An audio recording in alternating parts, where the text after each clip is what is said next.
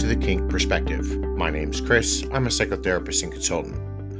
On today's show, we're going to take a look at something that kind of reaches far beyond kink or even relationships. It's about the way our bodies react to rejection and how that reaction can take over before we even know what's happening. Now, most weeks I'm talking about trauma, attachment, relationships, how the psychology plays into it all, and how even our emotions sit underneath our choices. This time, I want to slow things down a little bit and look at what happens when rejection doesn't just sting, it kind of floods your entire system. Maybe when a text goes unanswered, when the tone shifts, when someone says no to you, and it suddenly feels like the ground drops from underneath you. Now, as I always do, before I get into the heart of all of this today, I want to thank everyone who continues to listen, share these episodes, that keeps showing up, because this is how the show keeps growing because of you.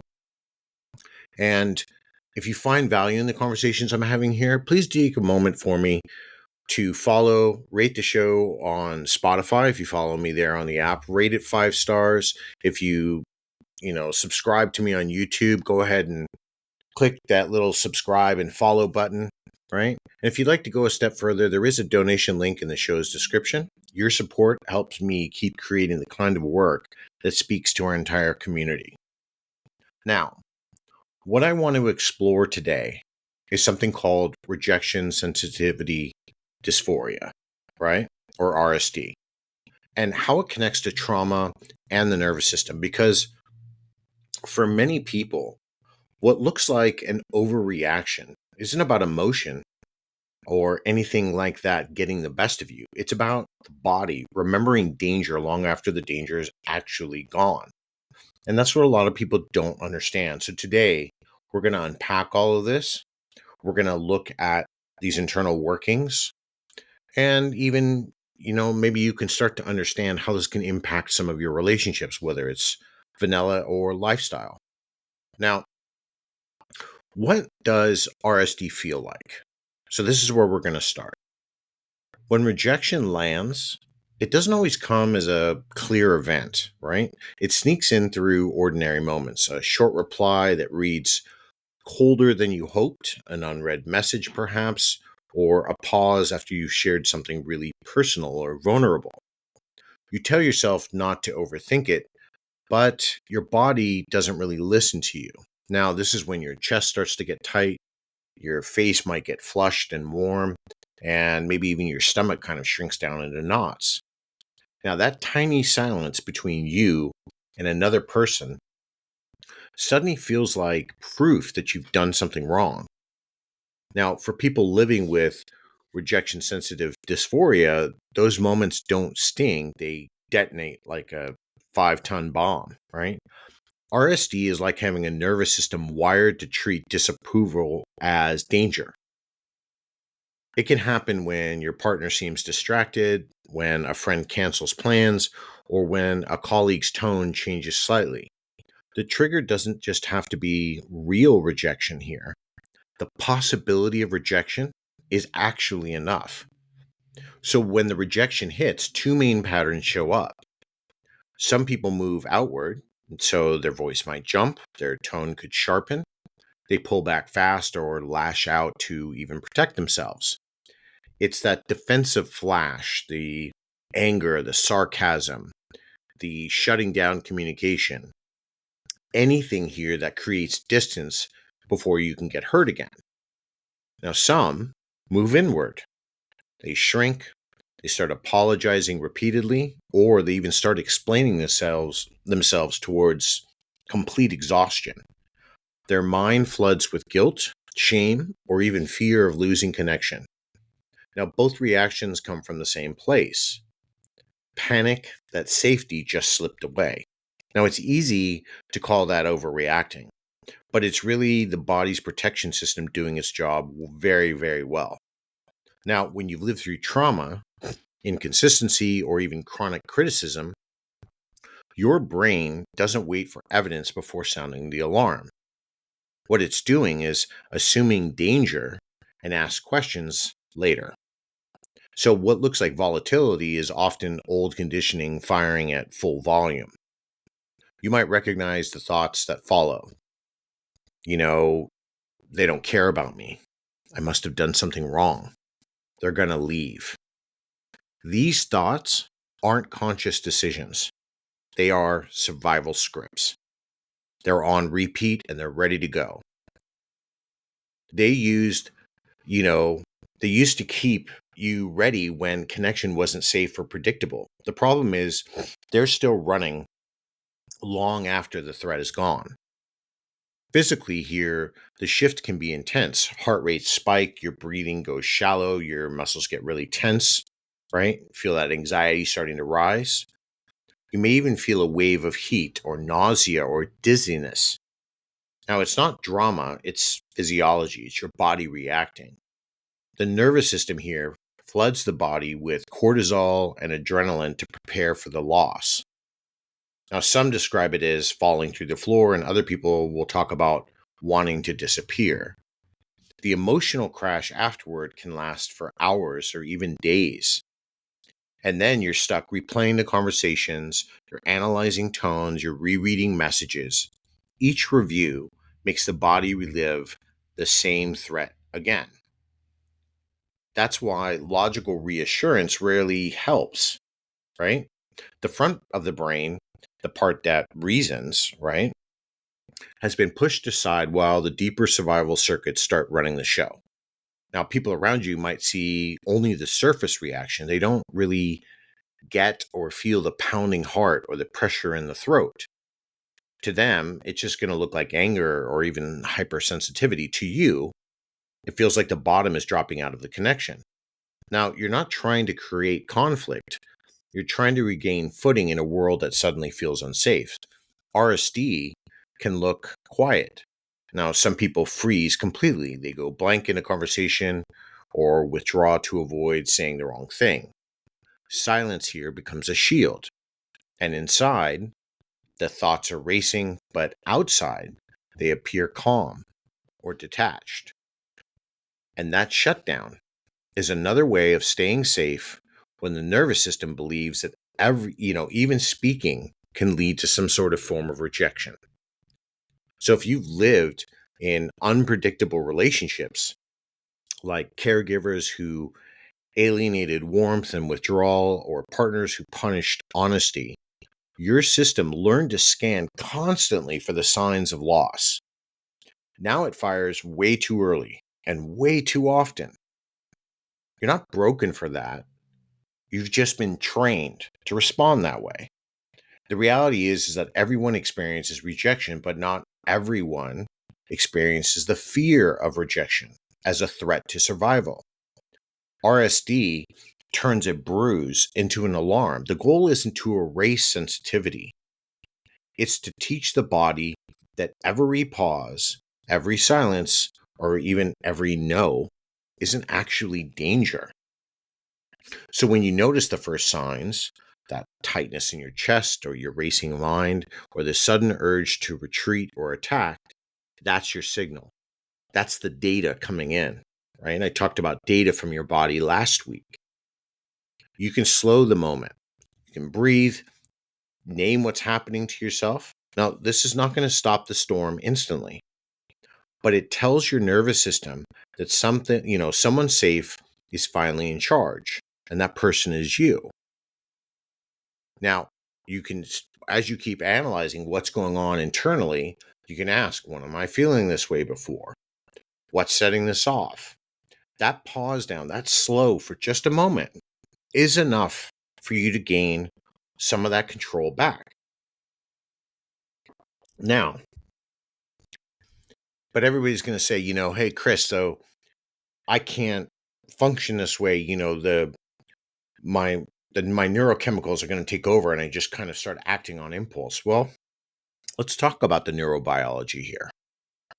When we talk about RSD, it really helps to understand what actually is happening to the body. Now, first, this isn't just pure emotion. It's neurobiology doing what it's built to do. Now, the moment your brain registers a possible rejection, right, In the back part of your brain is the amygdala. That's your built-in alarm system. It lights up. It starts firing all cylinders. Bells are going off, whistles, right? It doesn't stop to check the facts, right? The only thing it's asking is, am I safe? Now, if the answer isn't an immediate yes, it pulls the fire alarm and everybody is on high alert. And in this case, your entire body. Now, within seconds, more likely milliseconds, your adrenal glands release cortisol and adrenaline. Now, these are the chemicals meant to keep you alive. Blood pressure starts to climb, your muscles tense, your breathing gets shortened. The body prepares for an emergency that doesn't even exist. Now, at the same time, the front part of your mind, the prefrontal cortex, the part of the brain that's responsible for logic and impulse control, well, unfortunately, that starts to dim. Because when the amygdala takes over, it literally steals blood flow from the frontal lobes. That's why reasoning feels impossible in those moments. You're not weak. You're physiologically offline. The brain is shifted into survival state where thinking is optional and action is mandatory. So then you can see the outcome is in what therapists call the 4 Fs. Well, now we have 5, but the main 4: fight, flight, freeze, or fawn. And now we have flop. Some people raise their voice or argue back. So that's the fight. Now, other people, they're going to retreat. They might leave the room or they're going to just end the conversation. That's flight. Now, some shut down entirely.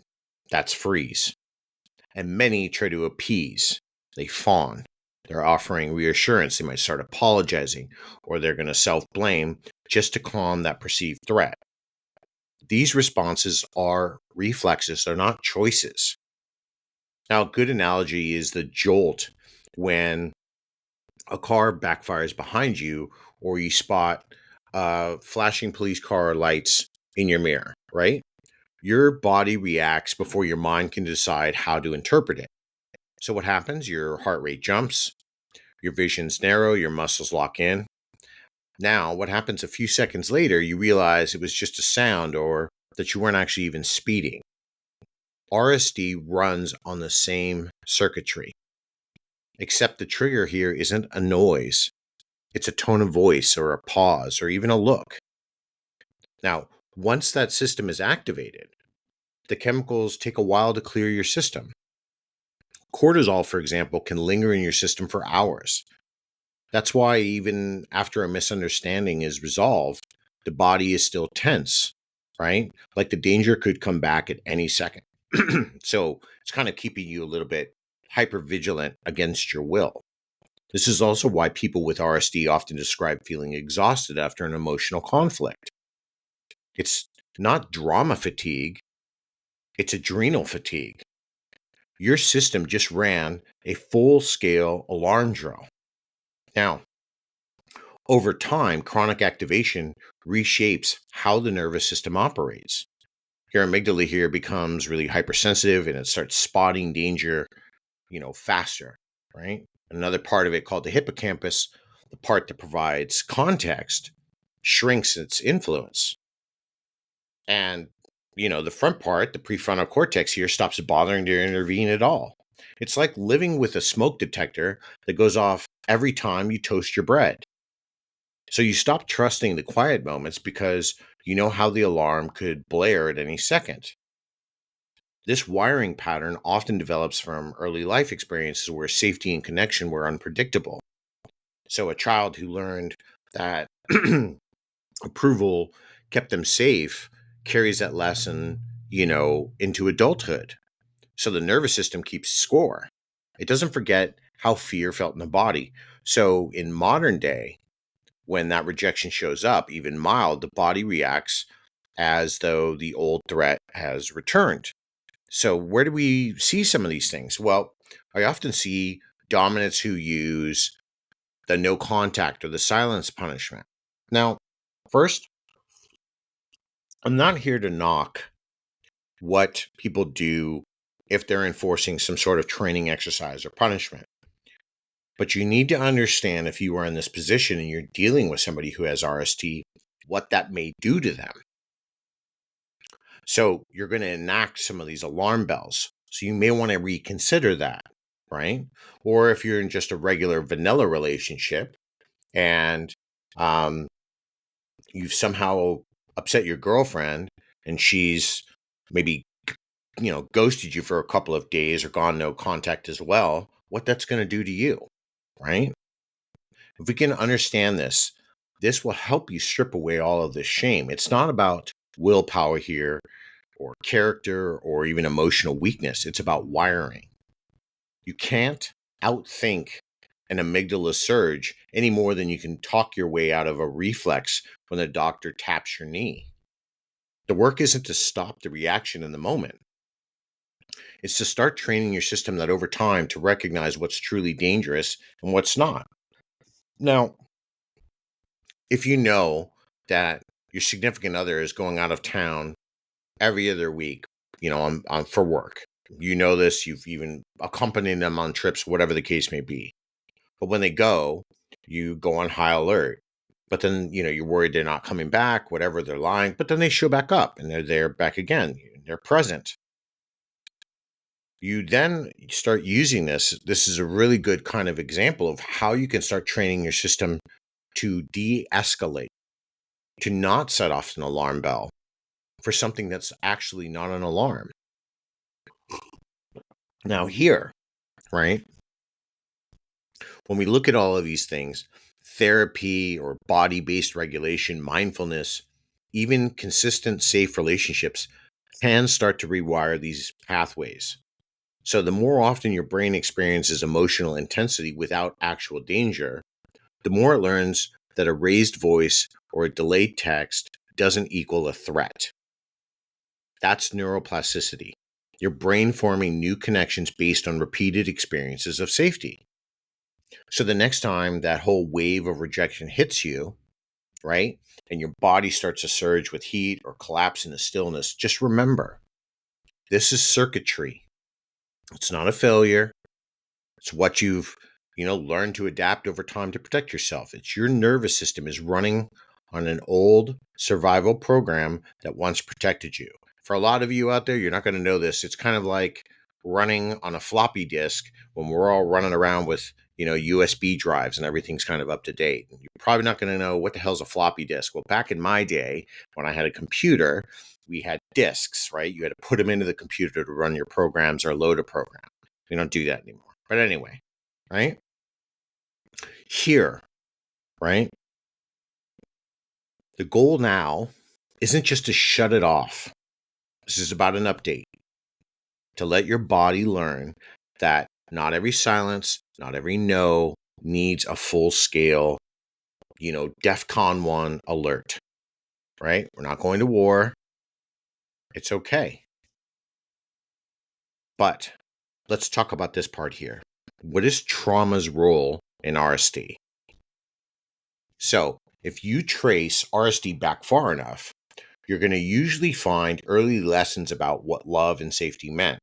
Now, nobody wakes up one day hypersensitive to rejection. It just doesn't work that way, right? The body learns it. It learns it in houses where approval was unpredictable, where warmth came with conditions, or where silence felt like punishment. Inconsistent caregiving, being praised one moment and dismissed the next, teaches a child that connection is unstable. So the nervous system here, early on, starts to read every change in tone or attention as a possible loss. Now, for some, it's chronic criticism that shapes your wiring. You grow up scanning for mistakes because getting it wrong meant embarrassment or anger. And over time, that vigilance becomes automatic, even in adulthood. Now, it gets worse if you're sitting with your partner and then all of a sudden in a conversation they sigh deeply or, maybe they hesitate. Your body then reacts as if that some judgment is going to start coming at you again. Love starts to equal instability. Attention now equals risk. And every pause feels like the beginning of distance. Emotional neglect does the same kind of damage in quieter ways. When caregivers ignore feelings or downplay distress, a child learns that their emotions are too much or invisible, right? So the brain interprets that invisibility as danger. The child stops expressing their needs and they start guessing what will keep that connection intact. That guessing turns into hypervigilance. They're scanning constantly, they're looking at tones, they're timing for clues of safety or threat. And trauma here borrows the same neurological pathways that RSD uses. That whole amygdala thing, which we just talked about, doesn't know the difference between emotional pain and physical danger. If rejection once came before ridicule or abandonment or even violence, the body fuses those experiences together. So the next time rejection even threatens to appear, the same survival network lights up like Christmas. It's like the brain keeps old trauma on speed dial. Here's where it gets tricky, because that system once worked. It helped you adapt, right? So if reading a parent's mood prevented you from being yelled at, the body marked that as success. The problem is that success happened in an unsafe environment. Now, decades later, the same reflex fires in situations that don't require it. A missed phone call, right? Maybe a really bland or neutral type message, or a friend who just needs space, maybe because they're going through something. But the body still thinks it's protecting you. So think about it this way.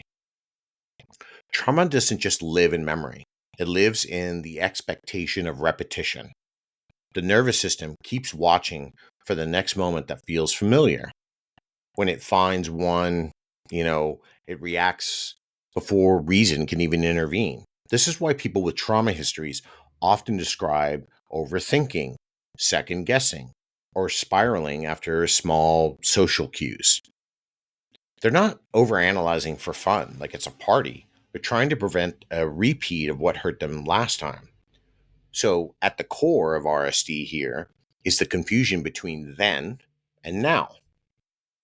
The past taught the body that rejection equals danger. The present keeps proving that lesson is wrong, but the body doesn't believe it yet. That's why healing isn't about telling yourself just to get over it, right? It's about the body, you know, having enough space to experience these safe experiences that the old prediction finally loses credibility. And here's the reflection part. It isn't that you fear rejection, it's that your body remembers what rejection once meant. It remembers the silence that lasted days, the doors that slammed, the look that said you were too much, right? Those moments carved deep grooves in the nervous system, and RSD follows the same grooves today. There is good news, though. It's that the brain can learn new patterns the same way it learned the old ones, through repetition. Consistent safety, predictable relationships, and self regulation retrain your system. When someone stays calm after you show emotion, right? When you set a boundary and aren't abandoned, when you comfort yourself instead of collapsing, each of those moments rewires a small piece of the network. So trauma is the blueprint RSD uses, but it doesn't have to be the map you follow forever. Now, understanding that connection isn't about blame, it's about accuracy. Your reactions make sense once you know where they came from. From there, you can start teaching your nervous system a new equation that love can actually equal steadiness, not survival. And I'm thinking about this week already. It's not even been a long week. It's just the beginning of the week. And I've already had, I've been working with people that are talking about, well, I just want it over now, like to get through it. Well, if you've only been working with people for a couple of months and they've been experiencing these patterns for, more than 2 or 3 decades, it takes time. Because even though you want to get through this process quickly so you can start reacting less or differently, you have to train yourself like everything else, right? So make sure you're giving yourself enough grace as you're going through this. So let's talk about now the relational impact. Now, RSD doesn't stay contained inside of one person. It spills straight into relationships, romantic, professional, friendships, whatever, right? What begins as an internal alarm ends up shaping how people connect, they argue, or even repair. One of the most common patterns here is people pleasing. When rejection feels like danger, the safest strategy is to keep everyone happy. You agree when you don't even want to, you're going to soften your opinion, or you offer endless reassurance to avoid tension. It feels protective in the moment, but over time it builds as quiet resentment. You start performing connection instead of living it. And the relationship looks peaceful, yet underneath you're exhausted from trying to earn security that should have literally been freely given. And another pattern shows up on the opposite side. Over explaining and justification loops. Someone asks a neutral question and you launch into every reason why you did or said something. It's not about defensiveness. It's an attempt to control interpretation. If you can explain it enough, maybe they won't misunderstand and you're going to stay safe. Partners often misread this as guilt or insecurity when it's really hypervigilance trying to preempt the pain. And then there's the other distance after conflict. A disagreement that might, take most people an hour to move through can trigger days of withdrawal for someone with RSD. You can replay every word, question the other person's feelings, or, convince yourself the relationship just ended. So rather than risk hearing it's over, you just start to pull back. So it looks cold from the outside, but in reality, it's self-protection from some sort of perceived abandonment. And the fourth pattern is reassurance seeking, testing loyalty in small, repeated ways. You might ask, hey, are you mad at me? And check the tone through messages, hoping for some sort of evidence of safety. It does bring you momentary relief, but the relief never lasts long because the question is physiological and not logical. So the nervous system here, not your mind, is asking, am I still safe with you?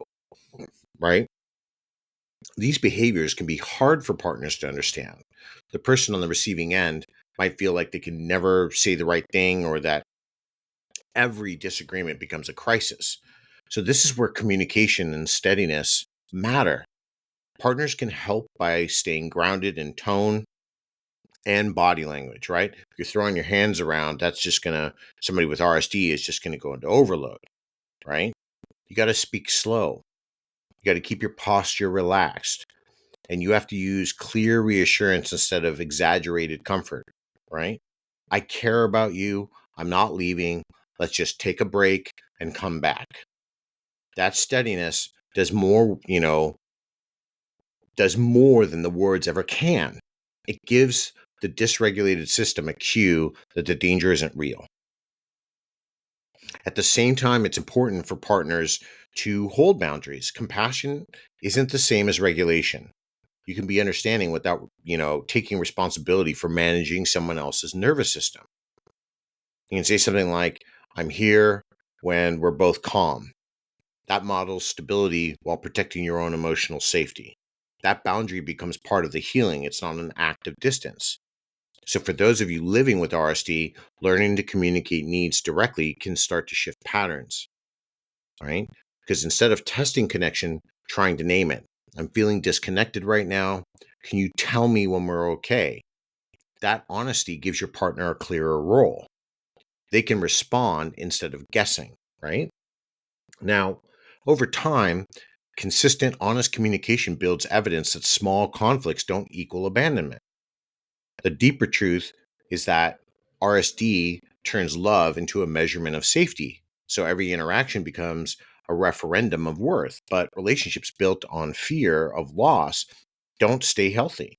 The work isn't to need less, it's to trust more accurately. So when both people understand what's happening, a body reacting to old danger, they can stop personalizing it and start collaborating on calm. So the goal in a relationship that's touched by RSD is really steadiness, honest words, predictable follow through, and respect for limits. Love can't erase dysregulation, but consistency can teach the nervous system what safety actually feels like. So, how do we move from this? How do we get to regulation and healing? So healing from RSD isn't about never reacting again. It's about teaching your body what safety feels like so you can tell the difference between a threat and discomfort. The nervous system doesn't learn through lectures, it learns through repetition. Each calm moment after a trigger becomes proof you're no longer in danger. So, what's the first step? It's awareness, right? Now, most people think that's just so obvious, right? But most people here actually try to think their way out of the reaction. But awareness starts with your body, not your mind. Just start listening to the cues your body's giving you. That's number one. From there, you got to practice some grounding techniques. This is how you remind your body that the present moment is different from the past one. Slow your breathing, right? Put your feet on the floor. Any of these things, take a texture, hold something that's, not normal, like I don't know, maybe touch a concrete wall, something that's rough, something that's got some, something you can actually connect a feeling, right? What this does is it places you back in the present. And then the next part of this, you have to learn how to cognitively reframe all of this. So once that surge settles a little bit, this is the reality test, the story your brain just told you. You should need to ask, what evidence do I actually have that I've been rejected? Could there be another reason? Now, people think that when I say these things, that it's going to take you a very long, drawn-out process. But in your mind, these processes go very quickly. And you're going to be able to actually start calming down a lot sooner than you think, right? The final part of this is co-regulation. This means choosing a calm presence instead of reassurance loops. So if you reach out for another person, don't look for them to fix your feeling. Look for them to hold you steady while you settle. Maybe some eye contact, a slow tone, steady breathing. These are all nervous system cues that say the word safe, right? Now, there are different therapies that support this type of work from different angles. There's cognitive behavioral therapy that helps you reframe the triggers. EMDRs can be quite helpful for this. There's somatic approaches, which is body awareness and movement. So you're starting to understand how your body reacts to some of these things, right? Progress here, though, is rarely linear. Some days you're going to spot the cues early and recover quicker. And other days, the reaction is going to sweep you off your feet before you notice. That's normal, right?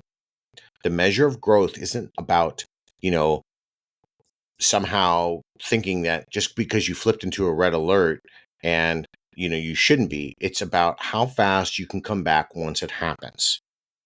The win here isn't perfection. It's recovery. So every time you return to calm, even after the storm, your body learns something new. That rejection doesn't mean ruin.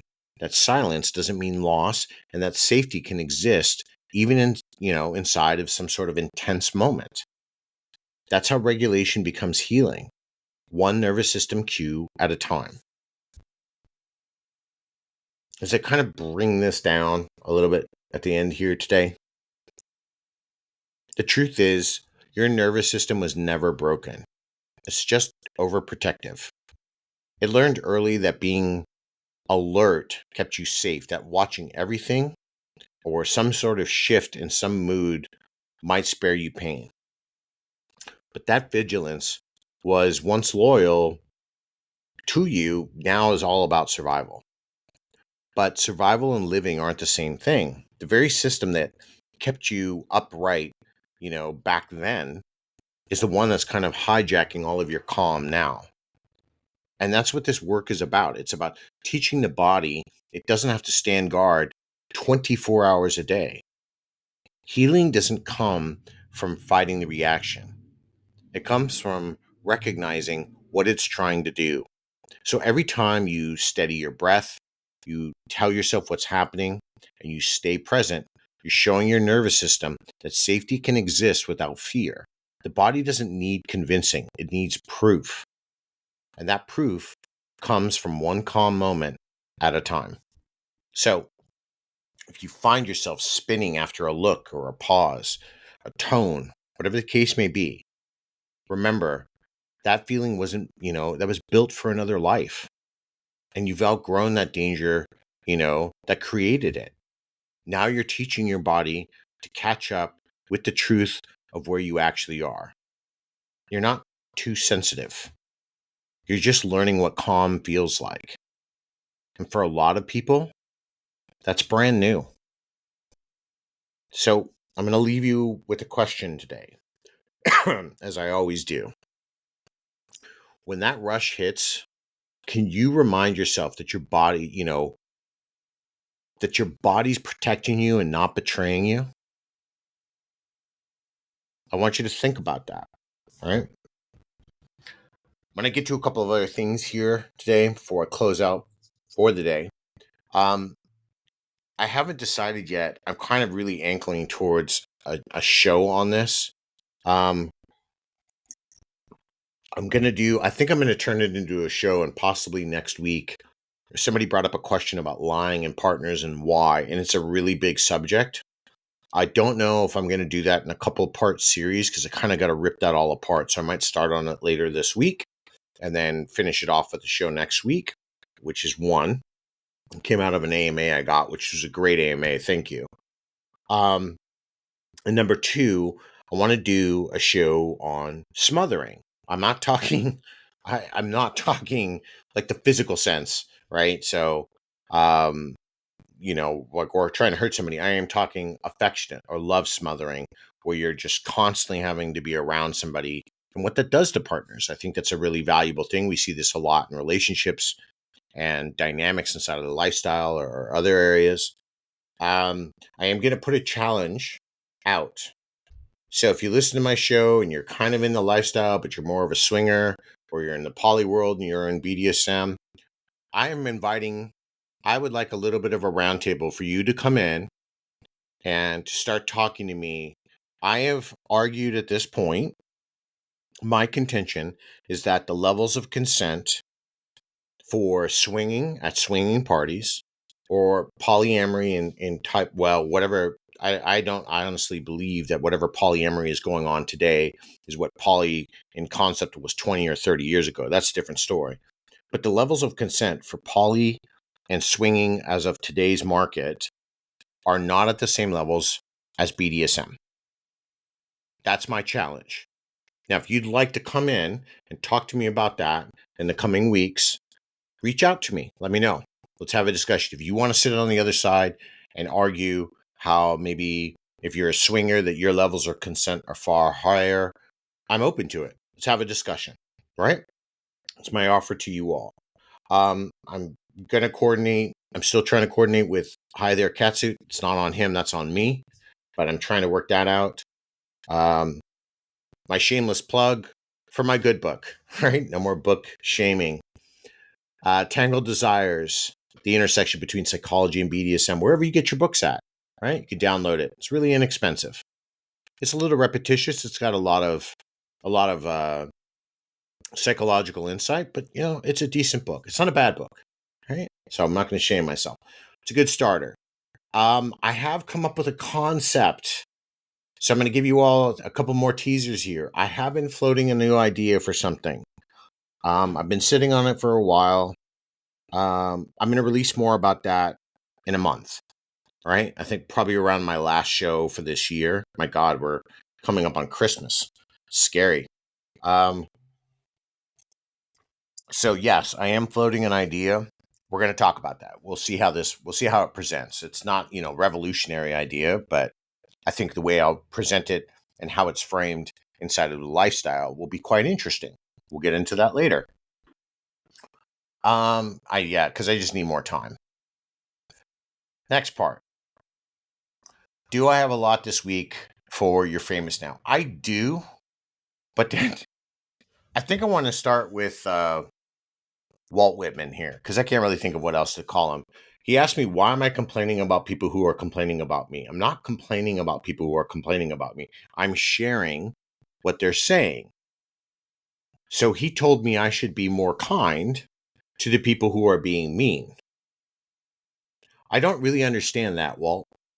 I'm quite confused because I'm not being mean to the people who are being mean to me, for the exception of the woman who was last week, who, basically hates cops and military people, right? It's pretty much the only area you're going to get a little defensiveness from me.